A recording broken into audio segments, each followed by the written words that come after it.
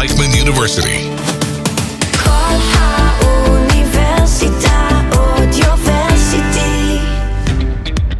De-influenced. It's time to set the record straight with Jana Hoffman and Amanda Yakubowicz. Welcome to De-Influence, a show that explores the world behind the camera, the influencers who can affect our lives and the world in which they live. My name is Jonah Hoffman, and with me as always is Amanda Yakubowicz, and today we are joined by a very special guest. You know him best from his roles in Keeping Up with the Japs and various other characters. Shachar Cohen, welcome to the show. Thank you for having me. I'm so excited. Wait, Jonah, so you're telling me we're in the same room as Shiran, Nofar, Miriam, Shoshana, and Unnamed American Girl? Unnamed American Girl. And We Shachar? talked about maybe Amanda for her. Okay. I'm a big fan of that name. Totally Amanda. unbiased. I Second think that. that's like Yeah. the perfect name. I feel like she's an Amanda. Yeah. Yeah. The only thing is she'd be like at least part Canadian. Yeah. Does she say sorry? I feel like she's Sorry. kind of a Sorry. Canadian. Because Canadian, she speaks very like clear English. She's very like, I don't know. Wait, like, how does she apologize? Like the 5-letter Oh. word when she apologizes. What does she say? oh my God, I'm so sorry. Like, No. No, that Sorry. wasn't good. Sorry. No, Sorry. you say out. Work out. work You say out, work boots. out. No, so she's not a Canadian. Oh, yeah. that's a so shame. part Canadian. Part, yeah. Her father. I'm Yeah. big fan of naming her Amanda. I think that's Amanda. Yeah. I think it's a good idea. Like- I'm gonna yeah. post it on my story after. Let's see what they say. Let's go. Yay. Awesome. So, just to hop right into the episode, Yeah. just like a quick introduction of, because you're such a prominent character and such a prominent figure in the Israeli and Jewish content creator world, especially in the post-October 7th era, of how you really got into doing this in the first place. Okay, so I'm 30. I always start with my age because it's like the thing about what I came into this quite late, I guess. Like when you compare me to other creators, influencers. So at 31, already working 5 years at P&G, like Procter and Gamble. I was a brand manager. I was on the on the other side of the let's call it industry. Okay, I wasn't part of the creators, influencers, and then TikTok started, and I started uploading those videos. I didn't have my niche yet. And they started going viral, but they started going really big when I did the then versus now comic videos, which were big in Israel. So I had only Israeli audience. It was like I compared between the 60s, the 90s, and the 2000s. And then I became famous in Israel. And when it became worldwide, it's when I started doing the America versus Israel comparisons, because everyone told me like, wait, if you do then versus now, you should do something versus something. And I was like, I always loved America and like imitating Americans. So I did America versus Israel. It went viral worldwide. And then when the war started, I used it to explain Israel's sides of the conflict. We're probably going to talk about it today in the podcast. But it's like, I always call it an evolution. I started small with like trying here and there like specific videos. But then when I found my niche, I exploded. And we're going to talk about it today, like how you find your niche and everything, I guess. But it's an evolution. And now I quit my job. So I do only that. So how long were you doing both? So I started going viral on TikTok 3 years ago.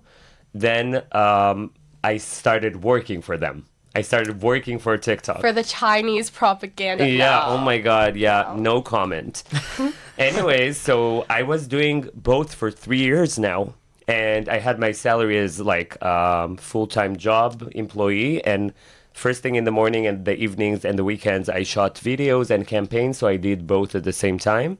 Then it became so big that I had to give up on my job, and I actually love it because I can do what I love, which is making the Jewish people happy, which is the best job ever. And I think like we needed that, especially after October 7th. 100%. 100%. And so, especially like our podcast, really what we're here for is commentary about our community, our online community, our general community in Israel and in the diaspora. Yeah. And so, you know, kind of a misconception and just, I think, a miscommunication within that community is what it's like to be Israeli versus being in the diaspora, being Jewish in the diaspora, and In just the diaspora different means like worldwide, being Jewish outside of Anywhere Israel. not Exactly. Israel. Wow, pretty I much. didn't know Yeah. that word, diaspora. Wait, actually? Yeah, Yeah. There- I'm I forgot I'm the word not in a real Hebrew. American. I'm imitating you guys. Okay, you have to Literally. understand. So I don't know what's diaspora. I mean, Now no He I just know. has a good accent. I mean, Yeah. no. Yeah. I'm a liar. but it's like imposter, yeah. Yeah. Okay, imposter. Okay. Imposter syndrome. Yeah. I think. Oh, No, like you're like you have the accent. I'm an yeah. imposter. Okay. I Yeah. used to think you're like American or like Yeah, part American. people think Your I'm accent is American. good. I thought he made Aliyah from like Florida or something originally. There should be a Yeah. state called My Life. Okay, and I'm the owner of it, and Nofar needs to be from there, and we all need to immigrate there. It's Tel Aviv. That's how I feel. That is Tel Oh Aviv. shit! I'm sorry. It exists and it's Tel Aviv, It's okay. Yeah. literally. I'm- No, but yeah. So Diaspora, yeah. yeah, so the diaspora. There's a word for it. Like there's a ministry of the diaspora in the Israeli government. I just forgot the word in Hebrew. Oh, okay. But, Like yeah. in charge of the Jewish people worldwide, you Yeah, mean? something like that. in charge of think. keeping up relations with Oh, the my Jewish God. community You worldwide. have so many and talking with organizations them. also doing that, right? Exactly. So many. And so that's another thing is like your work with organizations. Sort of Mm-hmm. how do you and your content meet with those organizations? How do you guys work together? I know those organizations helped you go on tour in Canada. And Right. That's how Stand with us, right? Yeah. And Yeah. Stand with JPL us and stuff like Canada. that. Yeah. Yeah, Stand that's with how us. we're sitting here right now. Right. That's I how we met I met Amanda after my show in Toronto. So first of all, I will talk about the comparisons, I guess, between living in Israel and living worldwide. I think many people I talk to after my shows, many people that only come for a visit but don't make aliyah, feel a lot of guilt for not experiencing the hard life that we have here in Israel, especially after October 7th. And then I tell them that what they're doing is also super important, because just think of if all the Jewish people were living in Israel and we had no existence outside of Israel. That's also not okay, because this means that I don't know, they will also win worldwide, not having us in Canada and in America and in Australia. So I think like we each have our own I don't know, responsibility. We take risks worldwide. You have terror attacks worldwide as well. It's not like, okay, if you have Jewish hate worldwide, they've been dealing with a lot as well. So I feel like, first of all, between Israelis and non-Israelis, no one needs to feel guilty. We each take a part of being Jewish and being, I don't know, together in this. This is the first. And how do I work with these organizations? So every time like I am collaborating with an organization, I like to think that I bring value to it. If I don't bring value to it, don't take me. So I'll bring two examples. Jewish Agency took me for their videos to make videos to encourage people to submit their איך אומרים מועמדות? וואי. חיים שלי, איך אומרים מועמדות? וואי, לא, למה שאלת Oh אותי my שאלה שאני god, לא how do יודעת you את say like התשובה? submit their Application? application? Yeah. Application for... For being an ambassador? Like a for brand Jewish ambassador, agency? yeah. Okay. So they told me, we want your videos to bring שליחים it's called. Yeah. Yeah, שינשינים, כל הדברים האלה. Okay. And my videos were planned in the way that I could bring shlichim. They have so many nominations because of my videos. Talk Israel are using me, it's a bad word, to educate American creators, young creators, to go viral with Hasbara. That's great, because I do that and I know how to do that. So I feel like that's the value I bring when I work with organization. I hope I answered your question, because I'm like scatterbrained sometimes. I think that was definitely a good answer. Yeah. And I want to pick up on the point you mentioned of Hasbara. Now, Yeah. obviously, there's a lot of talk about good Hasbara versus bad Hasbara, Mm-hmm. especially in the era we currently live. Who's actually doing the good Hasbara? I personally think you're doing a really great Thank job you. with it.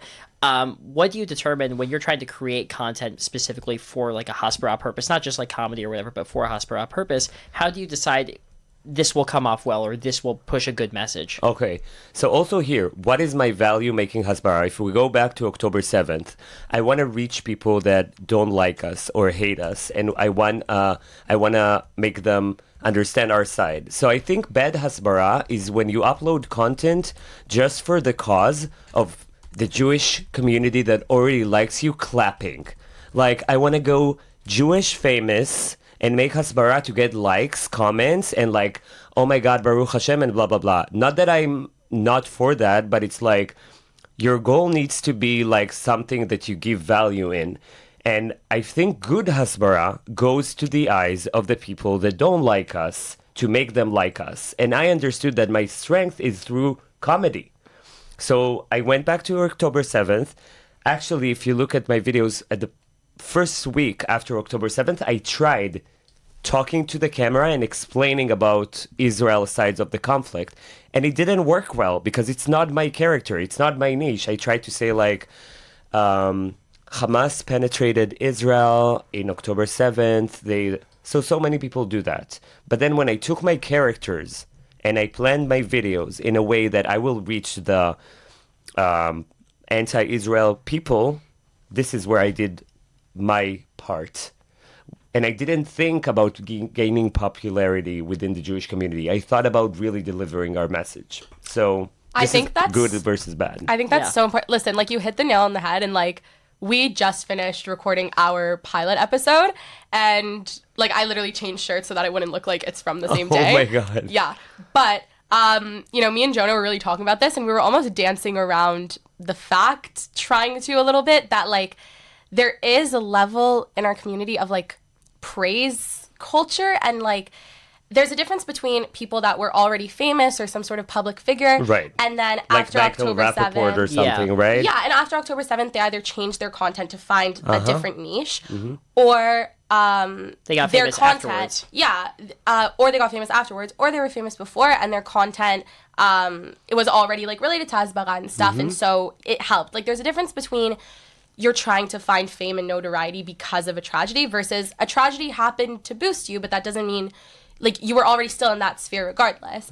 Exactly. So I'm really happy that you actually like very much directly brought up that point, because Yeah. that's something that's and also that's part of the things, one of the things that inspired us to do this podcast and actually Yeah. have the people in your sphere talk about it and like acknowledge what goes on. Exactly. And I think I also say it in my lectures.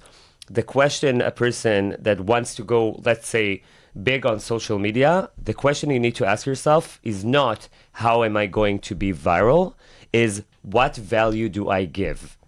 And this is a different thinking technique, because it's like if you're going to think how you're going to go viral, it's so superficial. It's like, what value do you bring? It's so much better to think that way. So my value is just making people happy, and on the way, על הדרך, אומרים על הדרך, on the way, Yeah. and Yeah. on the way also learning, not only laughing but learning.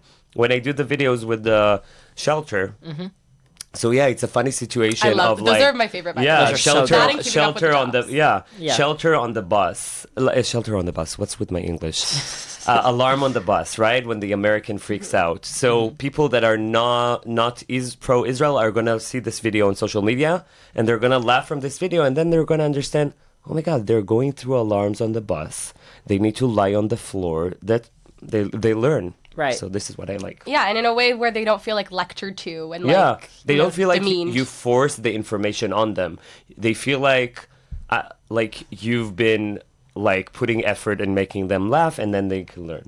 And that's why it's so important to have like the personalization aspect where it's like just human level things, because when you say the thing, it's different from showing the thing. When you show, we connect on this fundamental human thing, laughing, comedy. Exactly. What would you do if you were in this situation? And I think that you show that very well. And it's- Relatability. yeah. Yeah. Instead of saying the thing, you do the thing. Yeah. It's a show versus tell is also very important. Yeah, Exactly. I think there are a lot of influencers and content creators that are really, their strength is talking to the camera and like explaining.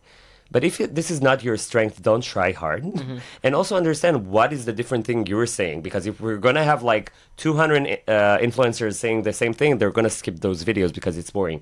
Bring your own angle. Exactly. Bring your angle. You know Danielle Jablonka? She's going to I Yeah. met her the other day. I was, Yeah. because I was on like a Hasbara trip, and then we went to Bet Anasi and we met Herzog. I don't think I told you about this yet, but it was so fun. And she was just like there, Yeah. hanging out. That's so yeah, funny. she's great. She's great, and she's bringing the angle with her boyfriend also. Yes. Which is so interesting and so like teaching and so like something that you don't see a lot.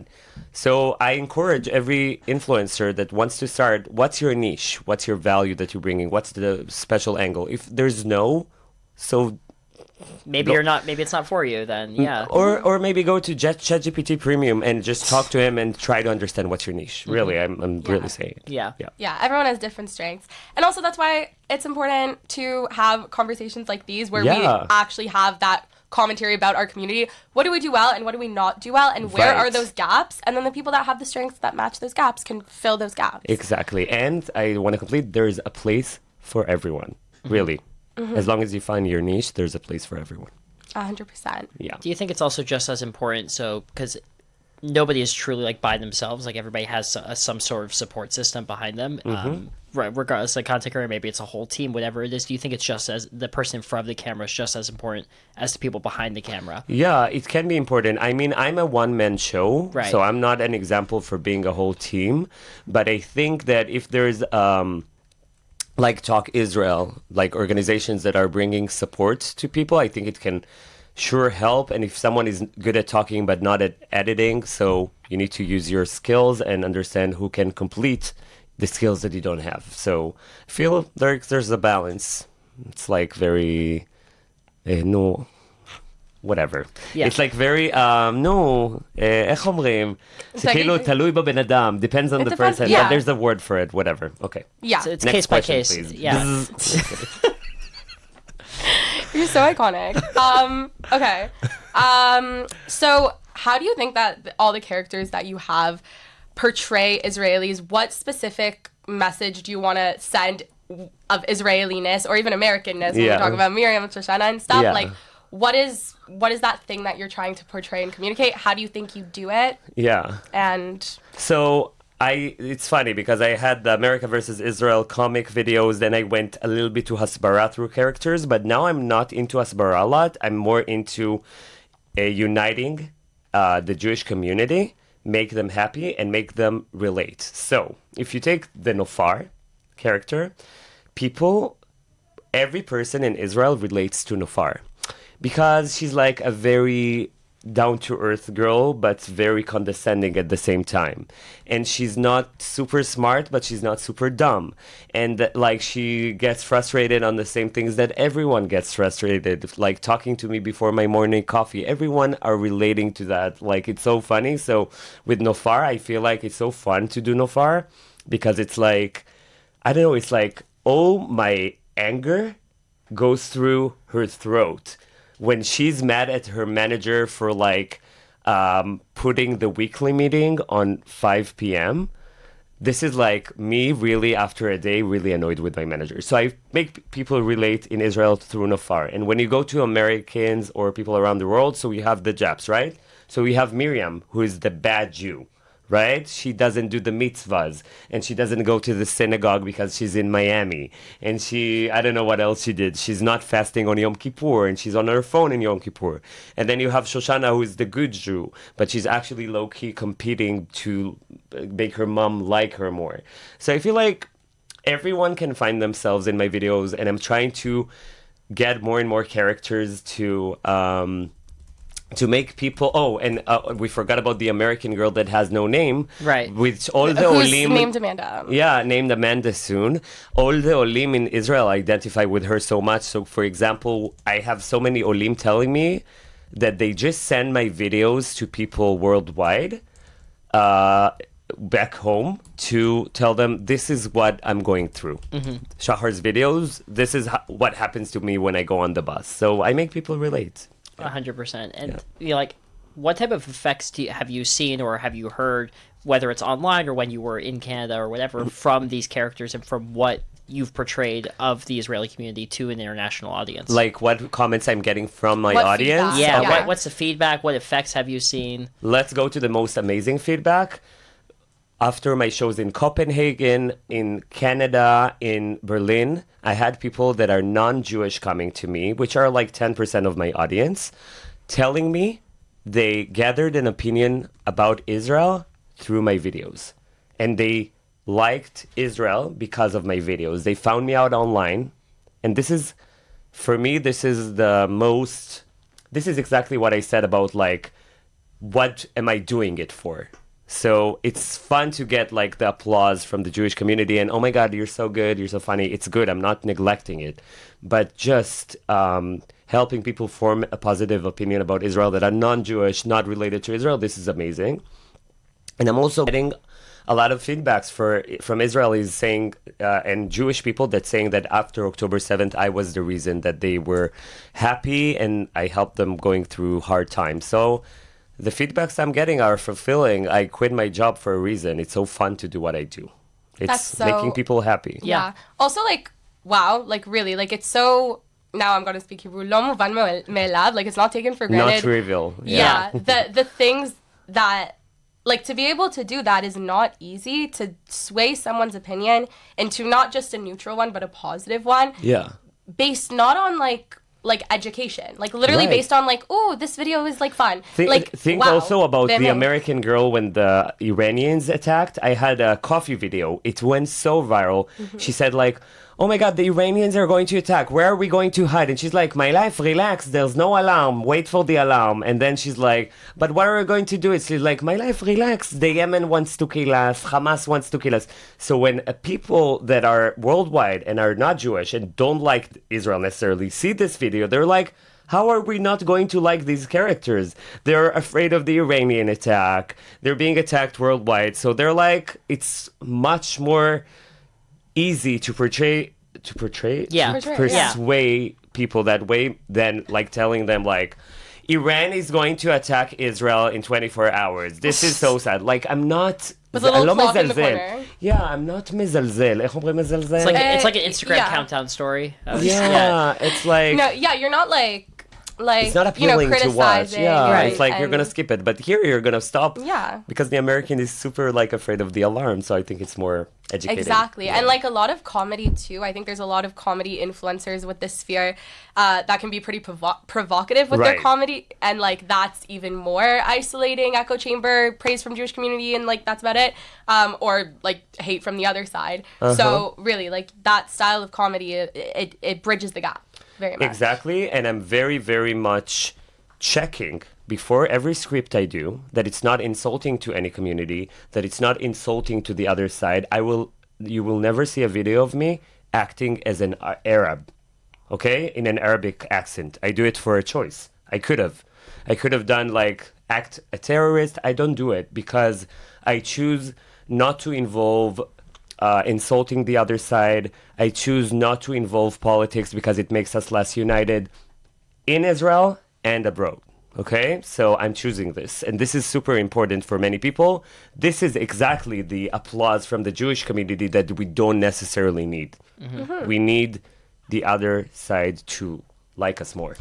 Do you think more, at least on the comedy side, like content creators should be doing more videos like you do? Not necessarily the same, but sort Yeah. of more, let's do the stuff that we can actually, talk about and not try and talk about, like, try and be the other side in these videos. Yeah, I think so. I think like for me, when I lecture to small content creators, I tell them I split it into two kinds of creators: the educational and the acting.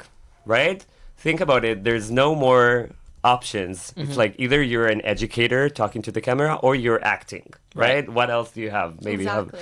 So it's like choose what you're better in, and then inside the humor, inside the acting, what's your niche. So I'm the I always say that the moment you found your niche is the moment they speak about what you do without knowing your name.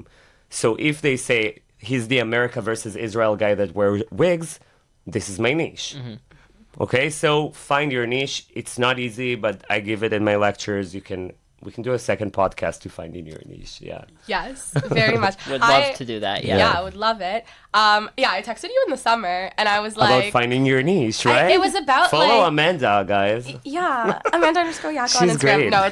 great. Like again, like we just filmed the podcast. I love the pilot. I love how like I change clothes. I'm like, nobody's gonna know that we filmed it on the same day, and then I keep mentioning it. But I wonder if they'll guess. yeah, I wonder Yeah. if they'll keep up. No, but yeah, like I was saying, like I started it off by saying like, okay, like Jonah, you're interviewing me right now, but I'm literally just a girl. Like I feel so weird taking the spotlight. And No, but you know what? This is the thing. Every person that has 150K followers and thinks he's better than, for example, you, this is the mistake, because today the value that you're bringing is is your strength and your story, and it doesn't matter how many followers you have. I really, really believe in it. And every video I upload, I think of myself as an anonymous because it's better. Yeah. Now continue what you wanted to say. Thank Sorry. you, Shachar. Yeah. You should be a third co-host. Yeah, for sure. No, but so you were saying, you were talking about your lectures, and you were talking about the education aspect. So let's go into that for a minute, because you do education. Maybe it's not the... Hey guys, Formal. Iran is attacking in like Yeah. 5.7 minutes. Like But Noah Tishby does or something, Yeah. right? I was gonna say the name, and then I'm like, let's not use examples, and then you Yeah, said you the can name that I'm use. thinking Yeah, of. I Okay, think yeah. you can Hi Noah, if you use. ever Yeah, want hi, to Noah come. We Like- should have him back every week, I swear. No, Yeah. literally. Yeah. Anyways, but you do have skills in educating. You wouldn't be a guest lecturer with Reichman if... A guest lecturer? No, lecturer? I'm going to be an actual full lecturer at on. Reichman. Yeah, Professor Cohen. I'm a Professor Nafal. Cohen, yeah. But yeah, right? Like, so how is that different from when you create content and niche and stuff? Like, just how's the experience been being an educator? So it's different and it's not different because when I lecture, I'm also funny. So you meet the Shachar. Wait, do you ever and put on wigs? Like no, Nafal lectures, never. no? But I am like imitating Nofar sometimes when I give examples. That's really funny. It's really funny. I feel like the whole world, the three worlds, me as a comedian, content creator, and lecturer are coming together sometimes. But as a lecturer, I just step outside of my box and look at the market in a different way and like help people understand how did I take a piece of the cake and how they can do it themselves. If I came and only talked about me, I wouldn't teach them anything. So I try to step out of the box, give example of how content creation changed over time, give examples of other content creators and help them find themselves inside that. So I feel like the way I change as a lecturer, I just don't focus on myself. Yeah. Focus on the world. Exactly. Yeah. And you've also been doing a great job of explaining it here. So Oh my I could God. just imagine. Yeah. You also really hit the nail on the head because Amanda and I were talking when we did our pilot about a lot of it. Did you know it was filmed today? Yeah, We actually no. filmed our What was pilot filmed today. today? No. Our pilot, yeah. Oh my And I God. changed shirts, and the other shirts over there.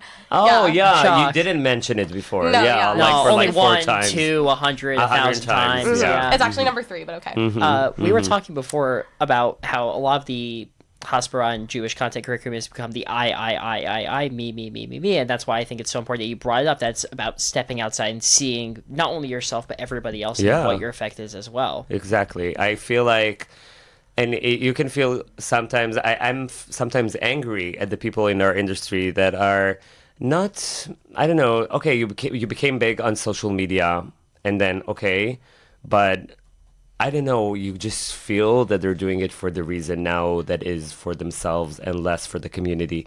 And I'm not gonna lie, I earn money being a creator. Okay, I do brand collabs, but my main goal is still making people happy. So and the thing that I always think of myself as unknown.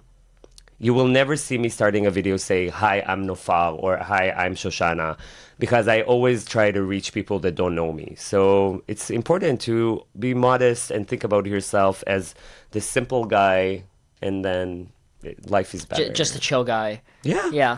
It's better. Ma'achuz. Like, you're really saying the thing. You Yeah. are just saying the thing. The Like, thing. absolutely. Like, Yeah, the thing. he just the thing. The thing. No, but he just gets the concept of this podcast. Like, Yeah. so well. I love it. Especially because like we talked about all these concepts, beforehand, but that was Yeah. kind of between the two of us. Now we have somebody here Yeah. who's a fantastic example of somebody who's very prominent in this world, somebody like everybody knows, even though every single time like you're portraying yourself as like a new theater of people. Yeah. Almost. Like, And we've Yeah. been like scared to like say it so like on the dot to just like appear like random little critics. Yeah. So yeah, it's great to actually. That's why we just want to be with the community and like see it from someone who's inside that sphere's perspective. Amazing. So final little question. Yeah. Okay, so you're Shiri Maimon's like biggest fan. We're From pulling the up. past. We're okay, not anymore. Yeah. No, but we're pulling up some Shachar lore. Okay. So, okay, tell us a little about that, but also to connect that to what we're talking about. Have you ever wanted to, like when you were younger, want to be like a public figure like that? Like, is this sort of like you kind of getting on track to becoming a public figure, being in that world of like loving like, you know, arts and everything, is that kind of like the basis getting you here? Like how does that lore connect Okay, with so I'll start today? with explaining about my connection to Shiri Maimon. Yeah. Okay. Yeah. Oh, So- and tell our non-Israelis like who she is, why Okay, she's so iconic. Shiri Maimon is like the American Idol Israel version. She was on the first season. And Ninette got first place. Ninette is like the Kelly Clarkson of the Jewish, of the Israelis, I guess. And then Shiri Maimon got into second place. But I was a huge fan of hers back then in 2003. And I was The year I always was a born, creator. Yeah, at that time I was a creator of websites. So I just created a website for her and I ran it for like 3 years. And then I met her a bunch of times. We can actually like, I don't know, when we'll post the teasers to the podcast, maybe we can put the pictures with me and her like Would from love then. to. Yeah. Such a good idea. And yeah, now I'm a whole grown up, so this story is behind me, but I love it. It's iconic. So this is how I know Shiri Maimon. And then the second question was, I remember, how did I want to become a public figure? Yeah, Okay. was it through that? Yeah. So I always wanted to be a singer. I wrote songs. I did musics in high school. I performed in high school. So I wanted to be famous for that. But then I did the army, finished it, and then I was like, what am I going to do with my life? I went to university, blah, blah, blah, and you know the rest of the story. So I think at the past, I was asking myself the wrong question of how to become famous, and it's how do I become famous instead of understanding my value. And when I understood my value, which is being a comedian, and now with the Jewish community and everything, I found my growth, I found my blah, blah, blah. Now, it's not that I want to be a public figure. I just want to keep creating and making people loving it. So it's fun to be recognized. I mean, like people coming to me on the street and they love what I do. This is great, but I don't do it for the reason anymore of being famous. I do it for the creation in it. It's like a Literally. singer, like when people sing their songs. I like when people quote my videos, right? Yes. And they're very quotable. I've pulled Yeah. Chaim Shili on my family when I go home so Chaim many Shili. times at this point Chaim because Shili, of my your life. videos. Yeah. Yeah. And mom's like, Jonah, what are you referring to? I'm like, I'll show you later. Yeah. Yeah. It's really funny. And my life state, guys, it needs to happen. My life state, a 53rd state in the United 51st. States. 51st. 51st? Yeah. There's okay, 50 states. 52nd because Canada will be 51st. No. I No, mean, wait. Trump There's wants to take us 52 over, states. you know? 50. There's 50. I swear there's 52. Puerto Rico technically is almost a state. There's 50? There's yeah, 50. Okay, so the 51st state is going to be my life state, and it's going to be ruled by Nofar, and it's going to be way fun, and vote for it, guys. I'm looking at the camera. My life state, I'm going to be how do you call the head of the state? President. President. I'm going to yes. be the president of my life. You will see. Okay. Uh-huh. You will see. 100%. This is a phenomenal idea, and I can't wait to make this happen. Actually, Chaim Shili. Let's Like make you it are happen. Chaim Shili. Let's make it happen. Shachar, thank you so much for joining the show today. Thank you, Jonah, and thank you, Amanda. You guys are so cute. Shachar, thanks for being my friend. and like coming here. Oh Aww. my god, ow. We just hit the ow, thing. yeah, we just hit our People listening on audio are going to be so confused. No, Yeah. literally, they're gonna be like, "Why are you screaming?" Yeah. No, but really, like, Tanug, what a pleasure. thank you you. so much for being here. Thanks for driving an hour and 15 minutes. And 30, I think. An No, hour and 50? an hour and 15, yeah. Yeah, pashut like iconic ברמה. Thank you. Very iconic. yeah, and your just- podcast is amazing. You guys have great energy, and I'm waiting for the episode. Thank you. Thank you for listening to De-Influence, the show that sets the record straight and explores the world of influencers, content creators, and more. Thank you so much, Shachar, for joining today, and Amanda for being here as always. My name is Jonah Hoffman, and we'll see you in the next one. Bye. Amazing. De-Influenced. It's time to set the record straight with Jonah Hoffman and Amanda Yakubowicz.